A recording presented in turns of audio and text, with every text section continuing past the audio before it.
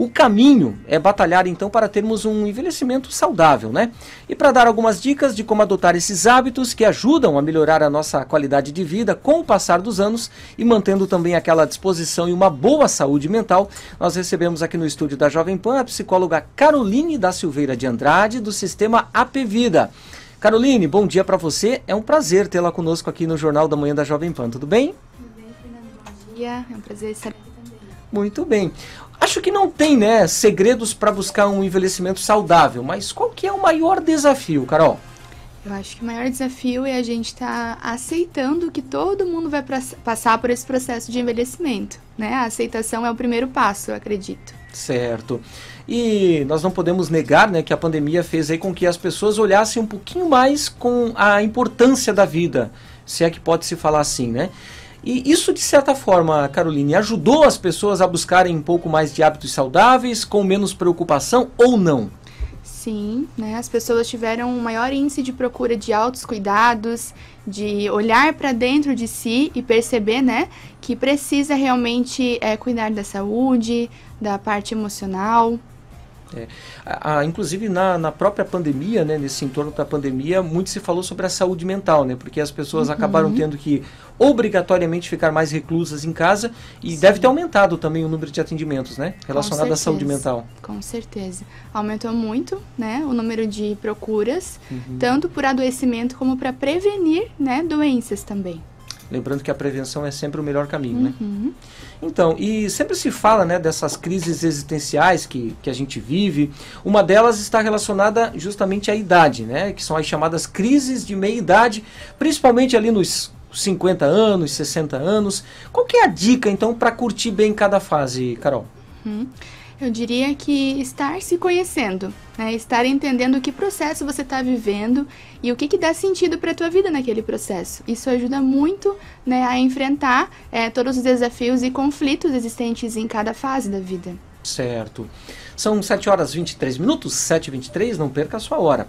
E em comparação ao ano passado, né, em que as pessoas mais idosas, por exemplo, ficavam mais reclusas, hoje nós temos o registro de uma atividade muito presente, né, de quem já passou aí, por exemplo, dos 60 anos, no mercado consumidor, fazendo turismo, estudando. E eu te pergunto, essa é a tendência daqui para frente? Sim, eu acredito que é algo que nos ajuda também a entrar em contato com as relações. Estar, né, em relacionamento com pessoas, isso também ajuda no envelhecimento saudável. Muito bem. E agora a pergunta que eu te faço é a seguinte: é possível envelhecer e não ficar velho? Olha, eu acho que essa questão, né, de ficar velho ou não é algo muito subjetivo, né, para cada pessoa. Mas a gente tem algumas práticas, né, que a gente precisa manter durante a vida para ter um envelhecimento mais saudável, como uma alimentação mais saudável, né, um descanso, a gente não estar no automático, sempre estar, né, consciente e responsável das nossas escolhas. Muito bem. E o Brasil e o mundo, né, estão aí se encaminhando para ter justamente uma população com um pouquinho maior, né, ou seja, a proporção de idosos maior. E qual que é a leitura que se faz aí desse cenário e como também, né, pode ser essa relação entre as gerações? Eu acredito que a questão da comunicação, né, compreensão de cada fase e conversar sobre isso, realmente se relacionar e entender, né, o que cada um está passando.